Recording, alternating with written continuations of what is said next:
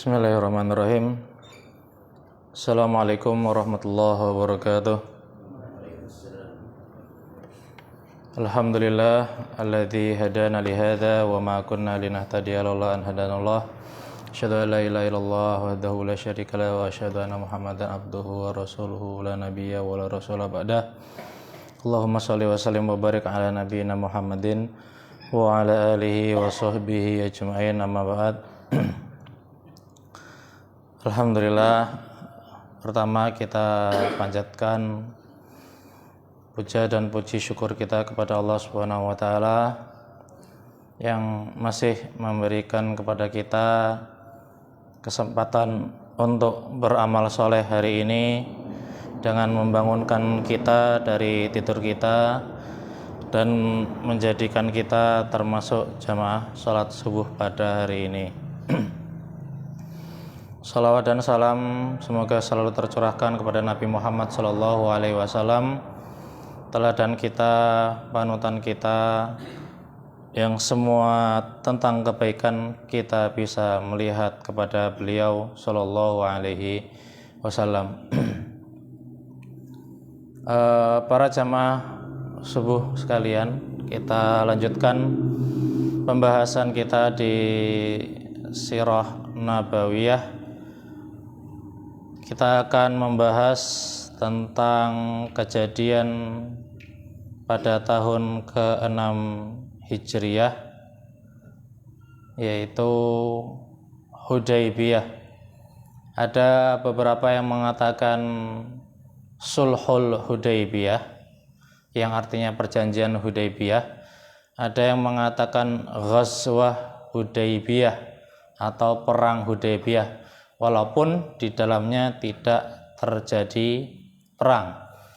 Ada yang mengatakan ghazwah, beberapa sahabat mengatakan ghazwah karena walaupun Rasulullah SAW bersama 1.400 atau 1.500, ada mengatakan 1.400, ada yang mengatakan 1.500 para sahabat itu ke Mekah dengan niat umrah, tapi tetap mereka berjaga-jaga membawa senjata yang biasa dibawa oleh musafir, yaitu pedang yang masuk ke dalam sarungnya. Jadi pedangnya tidak terhunus, bukan siap perang karena hanya untuk jaga-jaga saja.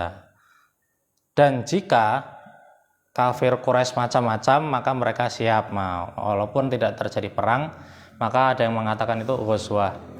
Tapi memang juga banyak yang mengatakan sebagai Sulhul Hudaybiyah, perjanjian Hudaybiyah, karena di sini terjadi perjanjian antara muslimin dengan kafirin. Sebelum membahas lebih detail tentang Sulhul Hudaybiyah, kita mungkin flashback dulu sebentar. Mari kita ingat-ingat kembali. Jadi posisi Islam yang awal mulanya didakwahkan di Mekah dan ternyata tidak banyak dari orang Arab Mekah yang menerima, yang mau masuk Islam, yang sampai akhirnya mereka mengancam, mereka mengganggu, sampai mengancam hidup Nabi Muhammad dengan para sahabatnya. Dan sesuai dengan kehendak Allah, akhirnya hijrahlah Nabi Muhammad dengan para sahabat ke Madinah. Di Madinah pun kaum Quraisy tetap memberikan gangguan, padahal sudah jauh beda kota. Kalau zaman sekarang itu kilometernya 400 km jauh, jaraknya sudah jauh, tapi tetap namanya orang tidak ridho ya dikejar. Nah itu sampai tahun kedua ada kejadian, kita sudah mengetahui Ghazwah Badar, perang Badar antara muslimin dengan musyrikin, dimenangkan oleh muslimin. Tahun berikutnya menyusul Uhud. Di tahun ketiga, di tahun kelima Khandaq, yang mana orang musyrikin mengepung Madinah beserta 10.000 pasukan sekutunya, ditambah dengan pengkhianatan Yahudi Madinah juga pada tahun itu, yang mana dengan segala kejadian-kejadian itu selalu muslimin yang diuntungkan, selalu muslimin yang menang, selalu muslimin yang berada di atas angin bagaimanapun kejadiannya. Makin banyak orang yang masuk Islam dan makin berkurang orang yang simpati terhadap musyrikin Quraisy. Kita lanjut. Nah, di tahun ke-6 ini Nabi Muhammad bermimpi, yaitu beliau dengan para sahabat masuk ke Masjidil Haram, mengambil kunci Ka'bah, melaksanakan tawaf dan umrah. Sebagian sahabat ada yang mencukur dan sebagian sahabat ada yang memendekkan rambutnya. Ini kita perlu mengetahui juga bahwasanya mimpi seorang nabi itu bukan mimpi seperti kita. Mimpi nabi adalah sebuah wahyu. Maka para sahabat yakin bahwa tahun itu mereka benar bisa memasuki Mekah. Dan perlu diketahui kalau zaman sekarang kita umroh, zaman sekarang kita haji kan ya senang, karena Mekah berada di bawah kekuasaan muslimin juga. Jadi kita ke Mekah bakal disambut. Tapi ketika itu mereka tahun itu mau melaksanakan umroh, ya mikir-mikir seharusnya gitu loh, karena Mekah itu bukan orang Islam yang menguasai, tapi orang kafir Quraisy, sama-sama orang Arab, tapi orang Arabnya tidak suka Islam. Maka kan pasti berbahaya, karena hitungannya melakukan perjalanan ke wilayah musuh, yang mana musuh ini sudah 3 kali melakukan perang besar dan beberapa kali perang-perang kecil untuk mengganggu kota Madinah loh. Sekarang kok malah mau didatangi. Tapi namanya info dari Nabi Muhammad, yo senang saja para sahabat. Apalagi dalam mimpinya Nabi Muhammad mengatakan para sahabat bisa melaksanakan umroh tawaf begitu. Akhirnya bergeraklah orang-orang Islam ke Mekah karena mau umroh, ngambil mikot dulu. Keluar dari Madinah, mikot namanya Zulhulaifah, bahasa lainnya Bir Ali. Nah, di situ berniat ihram, ganti pakai baju ihram. Jadi perlu diketahui bajunya sudah baju ihram nih, yang atas bawahan itu saja. Itu kan benar-benar lain sama dengan niat perang pakai zirah, pakai baju anti pedang, anti panah. Loh, ini kan kena duri aja tertusuk itu karena benar-benar baju ihram seperti itu. Akhirnya bergeraklah orang-orang muslimin bersama Rasulullah Shallallahu Alaihi Wasallam menuju ke kota Mekah.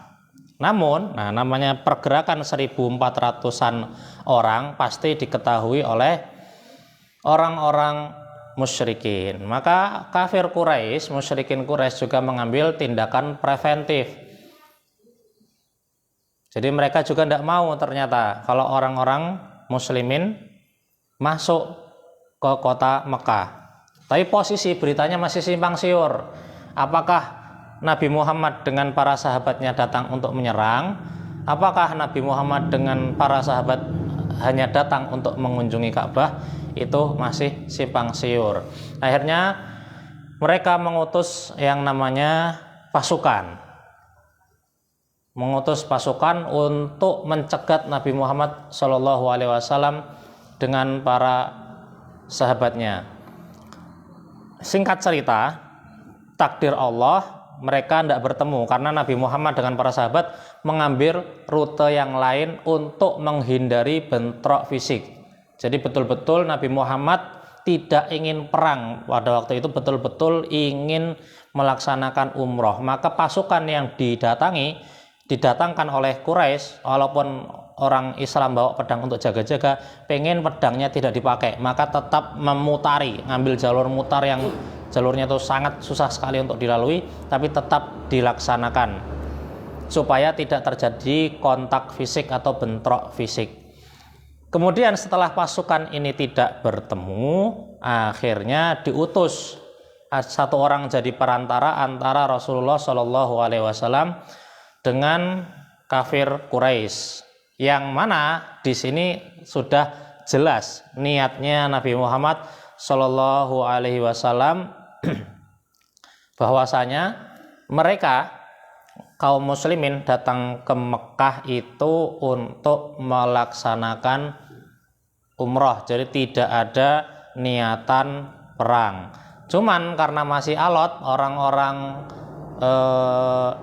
Quraisy juga belum mau membolehkan orang-orang muslimin untuk masuk ke kota Mekah. Akhirnya Rasulullah Shallallahu Alaihi Wasallam mengutus utusan dari para sahabat. Awalnya yang ditunjuk Umar, tapi pada akhirnya ditunjuklah Utsman bin Affan untuk datang ke kota Mekah menyampaikan maksud kunjungan Nabi Muhammad dengan para sahabat ke Mekah. Ketika Utsman bin Affan masuk ke kota Mekah, sempat ditawari oleh orang-orang Quraisy, Utsman silahkan tawaf dulu, tidak apa-apa. Nah, tapi Utsman bin Affan tidak mau. Beliau tidak mau mendahului Rasulullah Shallallahu Alaihi Wasallam. Tawafnya nanti sama Nabi, saya tidak mau tawaf duluan. Intinya diajak Utsman bin Affan untuk bermusyawarah di kota Mekah. Tetapi karena musyawarahnya cukup lama, jadi nggak langsung sekali musyawarah langsung pulang, karena ya ada beberapa hal yang harus dipecahkan, dan Utsman tidak pulang-pulang ke orang-orang Islam, maka ada kabar, ada isu. Jadi bukan berita benar, kalau ternyata Utsman bin Affan sudah dibunuh. Nah, itu ada isu di kalangan orang-orang Islam bahwasanya Utsman telah dibunuh. Nah, karena ini Utsman bin Affan ini utusan kok malah dibunuh, ya maka Rasulullah Shallallahu Alaihi Wasallam memanggil para sahabat untuk melakukan baiat, yang mana nanti dikenal dengan nama Baiatur Ridwan, seperti itu. Kita biasa kenal kalau belajar tarikh itu ya Baiatur Ridwan. Surat Al-Fatah ayat 18. Laqad radhiyallahu 'anil mu'minina id yubayyi'unaka tahtas sajarah. Sesungguhnya Allah telah ridho terhadap orang-orang mukmin ketika mereka berjanji setia kepadamu di bawah pohon. Nah, ini kalau kita nemu surat Al-Fatah ayat 18, maksudnya apa di bawah pohon? Nah, ini kejadian Hudaybiyah itu. Jadi ketika mereka mendengar bahwasanya Utsman bin Affan mau dibunuh, lah ini namanya pengkhianatan.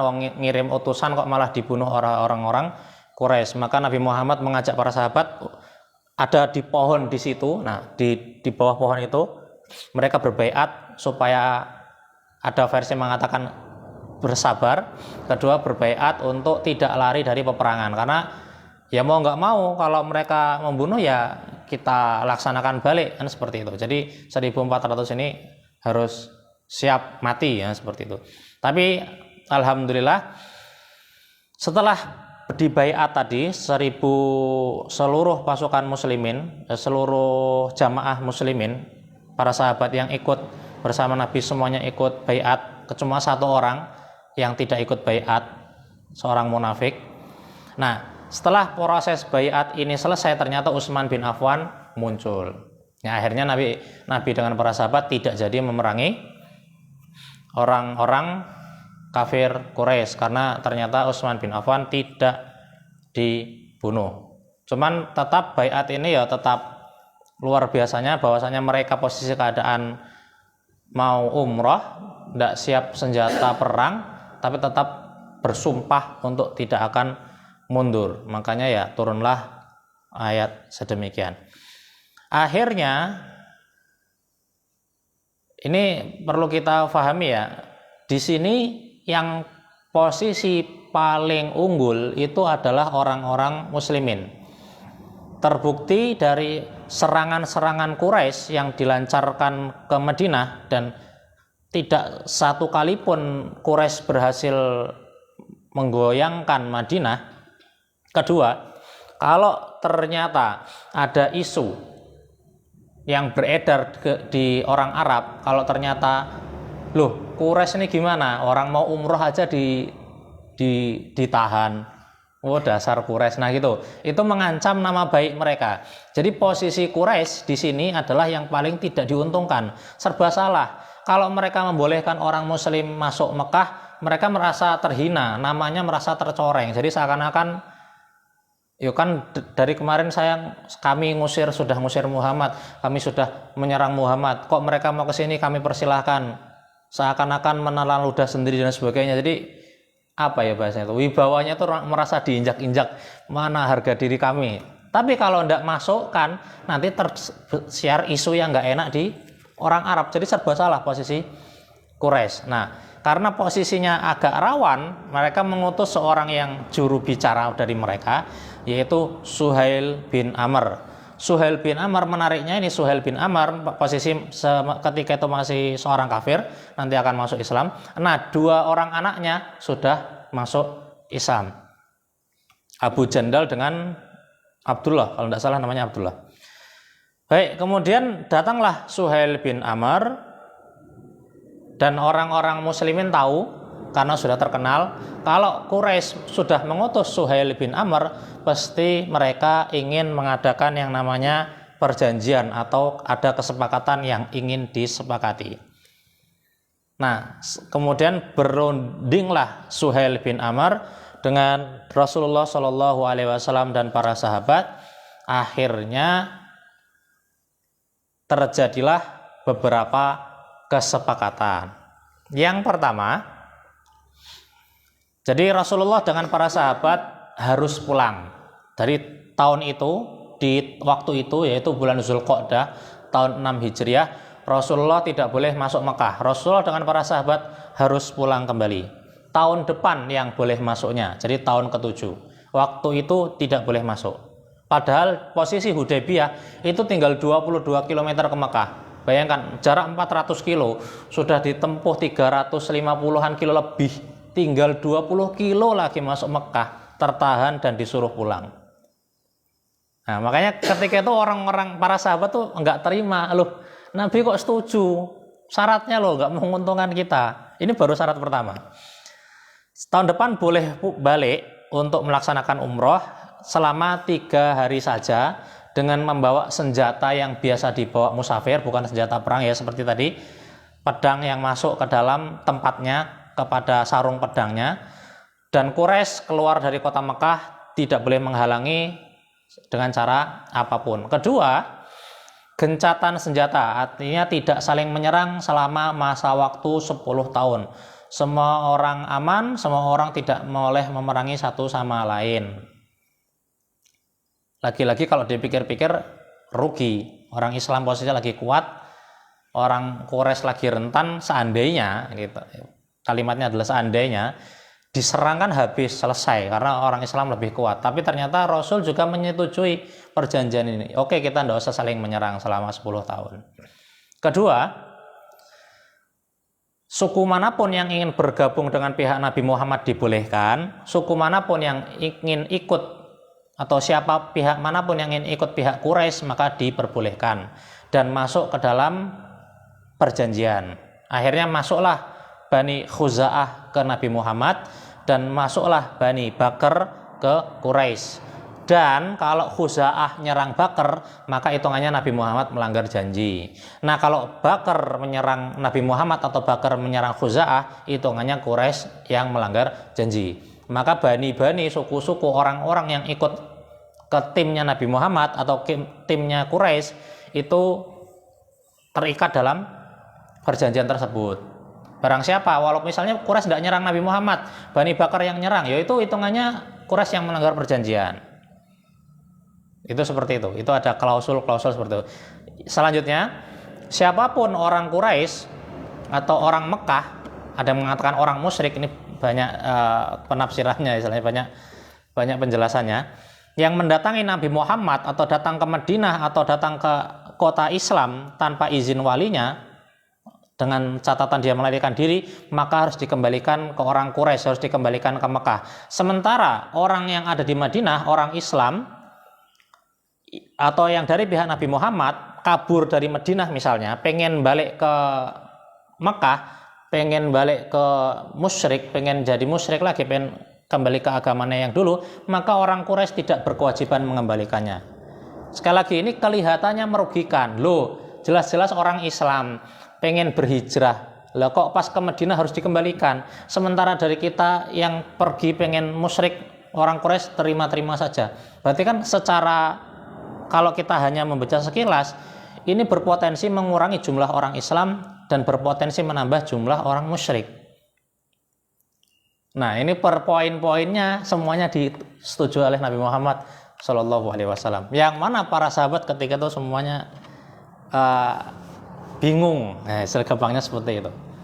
Dibilang protes ya tidak protes, mau Nabi diprotes gitu. Tapi bingung, lo kok seperti ini ya. Gitu. Akhirnya ditulislah perjanjian itu. Pertama dengan kalimat Bismillahirrohmanirrohim. Karena sekali lagi Nabi Muhammad itu kita tahu beliau tidak bisa menulis dan tidak bisa membaca. Akhirnya meminta tolong ke Ali bin Abi Thalib untuk menuliskan perjanjiannya. Tulis Bismillahirrohmanirrohim. Ditulis Bismillahirrohmanirrohim. Nah, Suhail nyela. Bentar, kalau Bismillahirrohmanirrohim saya tidak kenal karena asing menurut orang Arab. Coba ganti kalimatnya, jangan Bismillahirrohmanirrohim. Bismika Allahumma. Karena waktu itu lebih dikenal seperti itu. Dengan namamu ya Allah. Mereka asing dengan kalimat dengan nama Allah yang Maha Pengasih, Maha Penyayang, Ar-Rahman, Ar-Rahim itu asing. Tulis saja Bismika Allahumma, dengan namamu ya Allah. Ali suruh hapus. Enggak mau lah, Ar-Rahman, Ar-Rahim dihapus, kurang ajar hitungannya kan. Ya sudah, mana? Tunjukkan. Karena Nabi Muhammad nggak bisa baca yang mana Ar-Rahman. Oh ini, yang mana Ar-Rahim, yang ini ya. Nabi Muhammad sendiri yang hapus. Kemudian ditulis lagi. Ini adalah perjanjian yang ditetapkan oleh Muhammad Rasulullah. Suhailnya lagi. Loh, kalau tulisan perjanjian Rasulullah, ya ngapain saya menghalangi kamu masuk Mekah? Loh, kalau kami yakin kamu Rasulullah, tidak mungkin kami halangi. Kami nggak yakin kalau kamu Rasulullah, ganti Muhammad bin Abdullah. Tidak mau Ali bin Abi Thalib. Kok kurang ajar saya menghapus tulisan Rasulullah? Nabi saya saja, mana istilah seperti itu. Yang mana tulisan Rasulullah? Ini ya tak hapus, nah dihapus. Itu luar biasanya. Para sahabat mengkel gitu. Sudah perjanjiannya menguntungkan, nulis Ar-Rahman Ar-Rahim suruh hapus, Muhammad Rasulullah suruh hapus, diganti Muhammad bin Abdullah itu. Nabi Muhammad santai saja tuh hapus. Nggak apa-apa, tulisan aja. Islam tetap kuat walaupun tulisan dihapus, kan Islam tetap ya'lu wa la yu'la alaihi, tetap di atas, tidak ada di atasnya. Walaupun tulisan Rasulullah dihapus, kan Nabi Muhammad tetap Rasul, jadi nggak berpengaruh tulisan tok gitu. Itu saking santainya Nabi Muhammad, enteng aja seperti itu. Nggak ribet. Itu luar biasanya. Nabi Muhammad aja nggak ribet. Nah, apalagi kita nggak perlu ribet. Baik, setelah perjanjian akhirnya ditulis dan dibacakan, datang ternyata anaknya Suhail yaitu Abu Jandal itu kemarin ditahan oleh bapaknya. Jadi anaknya itu berdua, yang satu sudah berhasil hijrah, satunya gagal hijrah. Nah, yang gagal hijrah ini kan ditahan di rumah ayahnya, yaitu di rumahnya Suhail. Datang sudah sampai depan Rasul. Suhail mengatakan, nah ini contohnya. Kalau Anda Muhammad, kalau kamu menepati perjanjian, laksanakan. Maksudnya kembalikan anak ini ke saya. Jangan bawa ke Madinah. Bayangkan, baru sudah diborgol, ditahan, sudah berhasil kabur, tinggal ikut pasukan Nabi Muhammad pulang. Tapi karena Nabi Muhammad seorang Rasulullah tidak mengkhianati janji, disuruh kembali. Akhirnya sambil diberikan janji bahwasanya nanti Allah akan memberikan namanya jalan keluar bagi Abu Jandal. Nah, akhirnya mau nggak mau orang Islam ya membatalkan. Karena belum umrah, walaupun sudah pakai baju ihram, suruh tahallul, suruh menyembelih hewan kurban sebagai tandanya selesai urusan umrahnya, walaupun belum berhasil masuk kota Mekah. Nah, tahun depan baru datang kembali. Nah, itu adalah di perjanjian Hudaybiyah. Nah, sekali lagi, kalau orang tidak mengetahui waktu itu, semua manusia tidak mengetahui. Kan orang Quraisy merasa senang, kita berhasil mengakali Muhammad. Nah, gitu. Karena klausul perjanjian ini semuanya menguntungkan kita. Para sahabat pun bingung. Sampai ya Umar itu mengatakan, bertanya kepada Rasulullah, bertanya kepada Abu Bakar, bukankah kita ini orang Islam? Iya. Bukankah mereka orang kafir, musyrik? Iya. Bukankah Nabi Muhammad Rasulullah? Iya. Lah tapi kenapa kita milih perjanjian yang merugikan kita itu? Abu Bakar memang luar biasa asidik ini, waktu Isra Mi'raj juga langsung santai, tidak mempertanyakan beriman. Kayak gini Nabi Abu Bakar juga santai, sudah itu urusannya Nabi Muhammad, yakin aja. Ternyata terjadi betul. Nah, ada kejadian di tahun setelahnya atau beberapa waktu setelah perjanjian Hudaybiyah ini disepakati, orang-orang Islam yang di kota Mekah ternyata tetap berusaha keluar dari kota Mekah. Jadi walaupun dengan ada perjanjian ini, orang Islam di kota Mekah itu bukan malah tambah lemas ya, kalau kita hijrah suruh pulang. Ternyata mereka tetap hijrah. Cuman mereka tahu kalau mereka berada di kota Madinah, mereka hanya akan membuat Rasulullah bersalah karena melanggar perjanjian. Akhirnya orang-orang Islam yang di Mekah itu keluar daripada kota Mekah, berusaha keluar, tapi tidak ke Madinah, ngumpul di jalur lah, suatu tempat antara Mekah dengan Madinah. Nah, ketika ini kan perjanjian tidak ada perang, maka orang Quraisy tetap berdagang ke Syam dan sebagainya. Tapi ketika mereka berdagang diganggu orang-orang ini, proteslah orang-orang Quraisy ke Nabi Muhammad, ke orang-orang Islam di Madinah. Apa-apaan kamu masih nyerang? Loh, katanya suruh kembali. Mereka kesini, kami suruh kembali. Adapun mereka ternyata nggak kembali ke Mekah, ya urusanmu, bukan urusan kami. Nah, karena ternyata mereka membuat kelompok sendiri yang tidak terikat ke Nabi Muhammad SAW, tapi kelompok ini tidak suka sama perbuatan Quraisy tadi. Nah, jadi di sini Nabi Muhammad tidak melanggar perjanjian sekalipun, karena mereka tidak ke Madinah untuk minta ditempatkan, dan Nabi Muhammad tidak mau menerima mereka di Madinah. Cuma mereka juga tidak mau kembali ke Mekah, akhirnya milih mengganggu itu. Sekian lama gangguan terjadi, orang musyrikin menyerah. Datanglah ke Madinah orang-orang kafir Quraisy, utusannya bilang, Muhammad, perjanjian yang harus mengembalikan orang Islam ke Mekah dan perjanjian orang Madinah yang ke Mekah tidak usah dikembalikan, dihapus. Belum 1 tahun perjanjian itu terjadi, belum sampai 10 tahun, ternyata orang Quraisy baru merasakan bahwasanya klausul yang mereka buat ternyata merugikan mereka. Karena bagaimanapun semangat orang Islam mau hijrah itu tidak bisa dihindari. Seperti itu. Dan jika ada orang Islam pengen kembali murtad, ya silahkan, malah bagus, nggak mengganggu. Sekalian aja kalau betul-betul benalu, suruh pergi. Jangan gerokoti kami, itu malah bagus. Ternyata kalau ini orang-orang Islam baru sadar, baru ngerti para sahabat tuh, luar biasa, betul Muhammad Rasulullah. Karena kelihatannya di atas kertas mengganggu kita, ternyata enggak, perjanjiannya malah menguntungkan. Karena namanya orang Muslim tetap akan semangat. Akhirnya dengan dihapus perjanjian ini, orang-orang Muslim tadi dibolehkan masuk ke Madinah. Tidak ada serangan selama 10 tahun, tetap. Yang ini tetap enggak dihapus. Nah, dengan tidak ada serangan 10 tahun, Nabi Muhammad bebas dakwah tanpa takut gangguan Quraisy. Lebih enak lagi. Kalau kemarin kan mau dakwah bingung, takut diserang. Sekarang enggak. Saya ngomong Islam di mana-mana, ya boleh dong. Kalau saya ngomong Islam kok kamu perangi, ayo awas kamu yang melanggar perjanjian, kan gitu.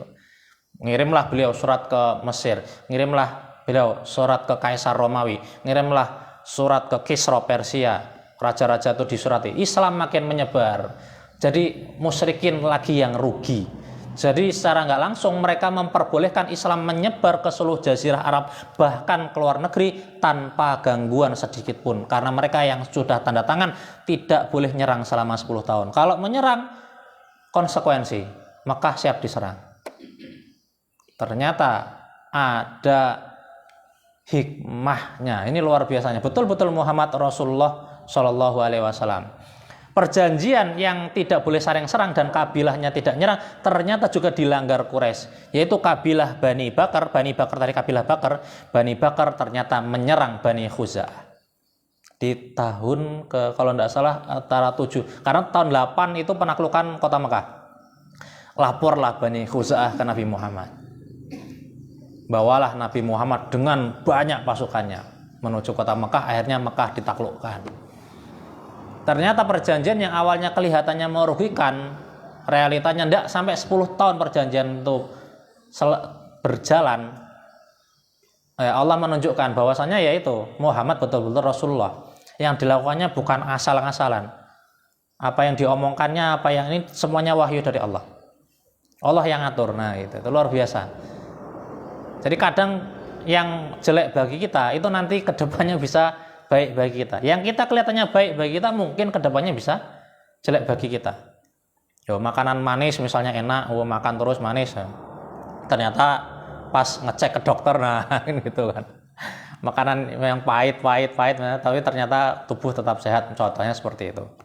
Itu kan betapa namanya kita manusia itu lemah. Kita hanya melihat pakai mata. Kita kelihatan aja seperti ini.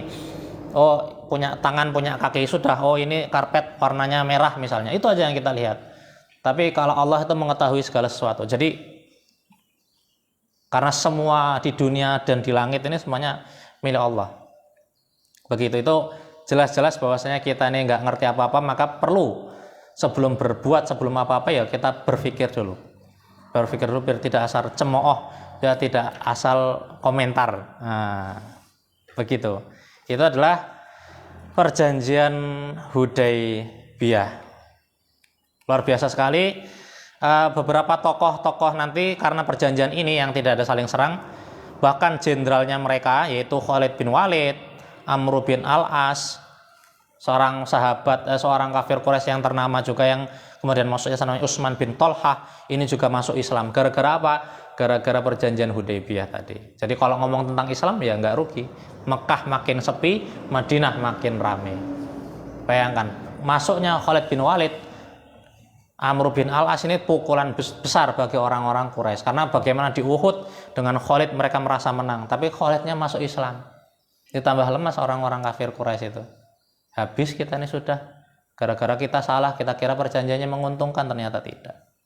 Baik, mungkin itu yang bisa saya sampaikan di pertemuan kali ini di perjanjian Hudaybiyah. Aqulu qouli hadza wa astaghfirullahal azim li wa lakum, ja'alani Allahu wa iyyakum minal ladzina yastami'unal qawla wa yattabi'una ahsanah. Terima kasih, semoga yang kita pelajari bermanfaat bagi kita semua, amin ya rabbal alamin. Kita tutup dengan baca hamdalah, alhamdulillahirabbil alamin. Assalamualaikum warahmatullahi wabarakatuh.